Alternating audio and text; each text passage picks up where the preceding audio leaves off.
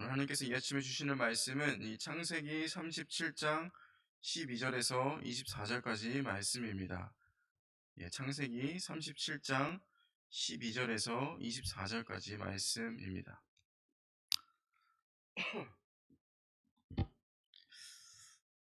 교독하도록 하겠습니다. 그의 형들이 세겜에 가서 아버지의 양떼를 칠 때에 이스라엘이 요셉에게 이르되 내 형들이 세겜에서 양을 치지 아니하느냐 너를 그들에게로 보내리라. 요셉이 아버지에게 대답하되 내가 그리하겠나이다. 이스라엘이 그에게 이르되 가서 내 형들과 양떼가 잘 있는지를 보고 돌아와 내게 말하라 하고 그를 헤브론 골짜기에서 보내니 그가 세겜으로 가니라. 어떤 사람이 그를 만난즉 그가 들에서 방황하는지라. 그 사람이 그에게 물어 이르되 네가 무엇을 찾느냐. 그가 이르되 내가 내 형들을 찾으오니 청하건대 그들이 양치는 곳을 내게 가르쳐 주소서. 그 사람이 이르되 그들이 여기서 떠났느니라. 내가 그들의 말을 들으니 도단으로 가자 하더라 하니라. 요셉이 그의 형들의 뒤를 따라 가서 도단에서 그들을 만나니라. 요셉이 그들에게 가까이 오기 전에 그들이 요셉을 멀리서 보고 죽이기를 꾀하여 서로 이르되 꿈꾸는 자가 온도다. 자 그를 죽여 한 구덩이에 던지고 우리가 말하기를 악한 짐승이 그를 잡아먹었다 하자. 그의 꿈이 어떻게 되는지를 우리가 볼 것이니라 하는지라. 루벤이 듣고 요셉을 그들의 손 원하여 하여 우리가 그의 생명은 지지.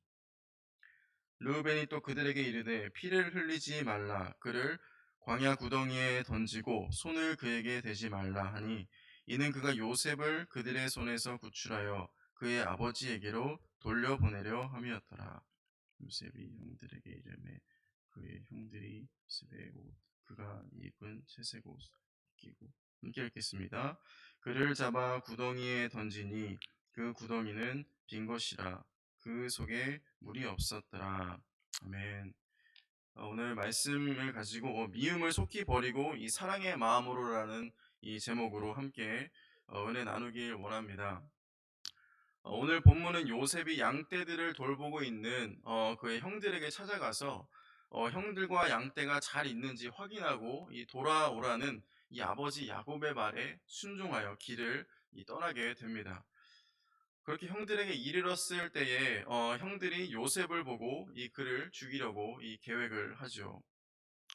그러나 다행히도 죽음은 면하고 이 형들에 의해 이 채색 옷이 벗겨지고 구덩이에 던져지는 안타까운 일을 당하고 맙니다.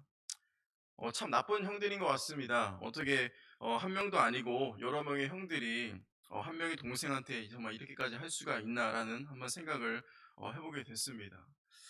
물론 르우벤이 요셉의 목숨을 부지하는 데에 도움을 주지만 그래도 그가 악한 계획을 방관하고 동참한 것에는 변함이 없는 것이죠. 저희가 계속해서 창세기 말씀을 함께 묵상하고 있는데 공통적으로 발생하는 사건이 있다면 그것은 형제 간의 이 불화일 것입니다. 첫 번째가 이 가인과 아벨 두 형제 간에 형이 동생을 죽이는 끔찍한 이 살인이 일어났습니다. 그리고 또 에서와 야곱도 이 형제 사이에서도 형인 에서가 야곱을 죽이려고 했었지만 이 야곱이 도망함으로 말미암아 목숨은 건지게 됐지요. 그리고 오늘 본문 18절에서도 형들이 요셉을 죽이려고 계획을 하게 됩니다. 그러나 다행히도 목숨은 겨우 부지하는 것을 우리가 볼 수가 있습니다. 이렇게 형제간의 불화와 심지어 살인까지 일어나는 그 이유는 무엇입니까? 이 성경은 그 이유를 너무나도 분명하게 말해주고 있습니다. 그것은 그들의 마음에 이 미움이 가득했기 때문입니다. 가인은 하나님이 자신의 제사는 받지 않으시고 아벨의 제사만 받으시니 이 동생을 향하여 이 시기와 미움이 가득하였습니다. 또한 비록 자신의 축복을 빼앗겨서 그런 것이긴 하지만 이 창세기 27장 41절에서도 그 축복으로 말미암아 에서가 야곱을 미워하여 심중에 이르기를 아버지를 곡할 때가 가까웠은즉 내가 내 아우 야곱을 죽이리라 라고 말하였지요.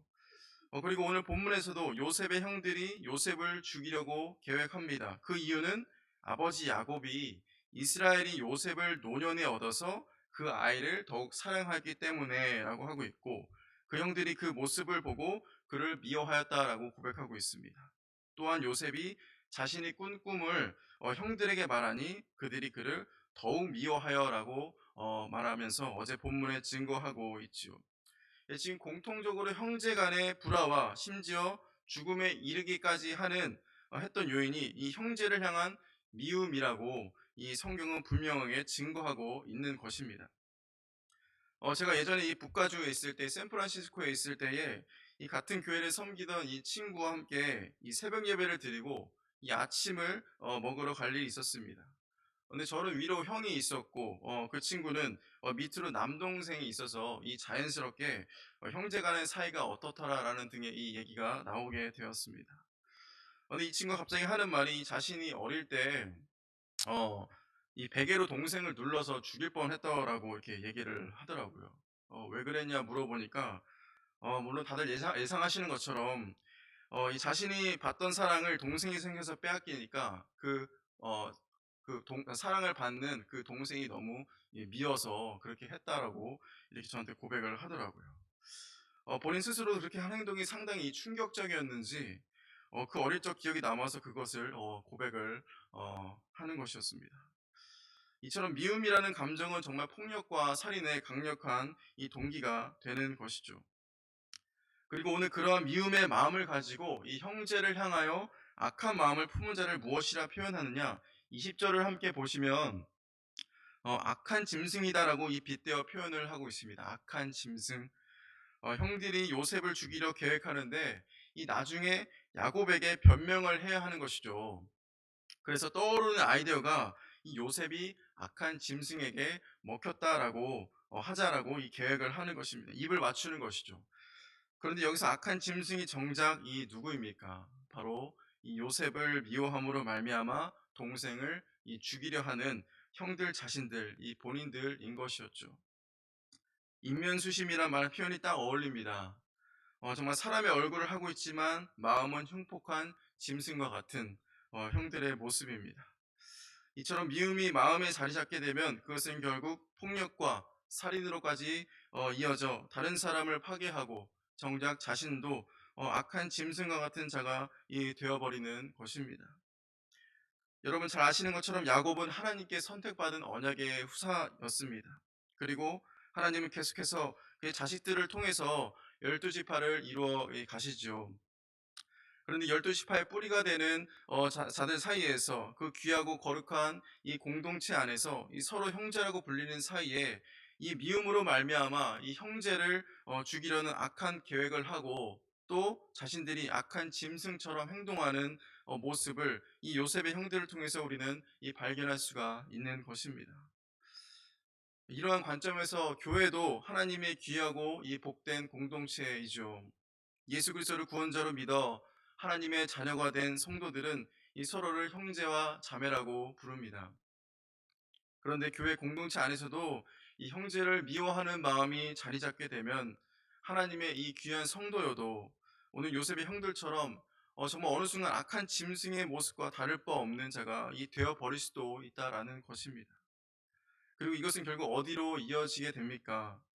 가인이 그의 마음에 품었던 미움은 그 동생을 살해함으로 말미암아 그 가정을 완전히 파괴하고 말았습니다.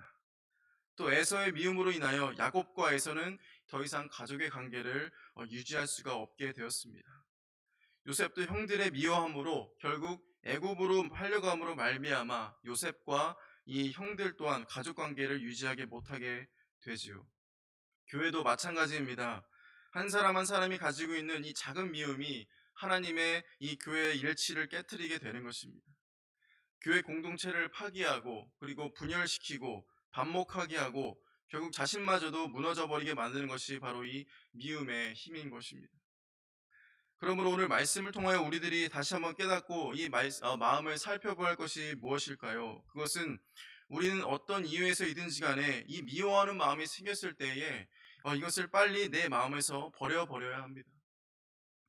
이 요셉의 형들의 문제가 무엇이었느냐? 이것은 동생을 미워하는 마음을 버리지 않고 계속해서 간직하고 있었다는 것입니다. 예, 우리는 인간이기에 어떤 이유에서든지 이 미움의 감정이 들 때가 분명히 있습니다. 그러나 우리가 이것을 빨리 버리지 않고 간직하고 있으면 그것은 결국 우리의 삶과 이 신앙과 그리고 신앙의 공동체에 악영향을 끼칠 수밖에 없다라는 것이죠. 그래서 우리는 이 미움을 빨리 내 마음에서 버려야 하고 빨리 이 해결을 받아야 하는 것입니다. 그런데 이것을 어디다 버려야 합니까? 어떻게 해결을 받아야 할까요? 이 결론은 우리가 이 날마다 십자가 앞으로 나아가야 되는 줄을 믿습니다. 그 십자가의 형제를 미워하고 이 다른 사람을 미워하는 그 죄악된 감정, 이 주님과 나만 알고 있는 정말 수십 번, 수백 번, 수천 번 형제를 살인했던 그 미움의 감정들을 여전히 교회 안에서 이것 때문에 저것 때문에 정말 순간순간 마음에 찾아오는 서운함과 그리고 시기하는 것으로 인하여 찾아오는 이 미움의 감정들을 매일매일 십자가 앞에 쏟아놓지 않으면, 십자가에 못 박지 않으면 우리는 이 미움의 마음을 버릴 수도 없고 해결받을 수도 없다라는 것입니다. 하지만 우리가 십자가 앞에 나아가 회개하기만 하면 예수님은 우리의 모든 미워하는 마음을 그 십자가의 보혈로 눈 녹듯이 녹여주시고 우리의 마음을 새롭게 하시고 이 십자가의 사랑으로 가득 채워주시겠다고 하시는 것입니다. 이것이 이 십자가의 놀라운 능력이요 은혜인 줄을 믿습니다. 그래서 우리는 매일매일 십자가 앞으로 나아가야 하는 것입니다. 그리고 하나님은 우리들에게 이 미움의 죄를 버려버리고 해결받고 어떻게 살아가라고 말씀하십니까? 예수님께서 이 십자가로 채워주시는 그 십자가의 사랑과 은혜로 형제와 자매를 그리고 교회 공동체를 이 사랑으로 채우며 섬기며 살아가라고 말씀하시는 것입니다. 더 이상 미워하지 말고 반목하지 말고 먼저 와서 화해 악수를 청하고 사랑의 마음으로 막힌 담을 허물려고 노력하고 또 잘못된 허물을 덮어주며 예수 그리스도 머리 되시는 이 몸된 교회, 이 사랑의 공동체를 이 나성 선함교회를 사랑으로 가득 채우며 섬기며 살아가라는 것입니다. 그래서 이런 찬양도 많이 부르지 않습니까? 미움 다툼 시기 질투 버리고 우리 서로 사랑해. 많이들 부르시고 많이들 들어보셨죠? 하나님은 이 미움의 마음을 버리고 사랑으로 행하는 자들을 기뻐하시며 또한 그의 삶에 가까이 하시고 또 축복해 주신 줄 믿습니다. 그리고 그러한 자가 교회의 진정한 이 성도요 하나님의 자녀인 줄을 믿습니다.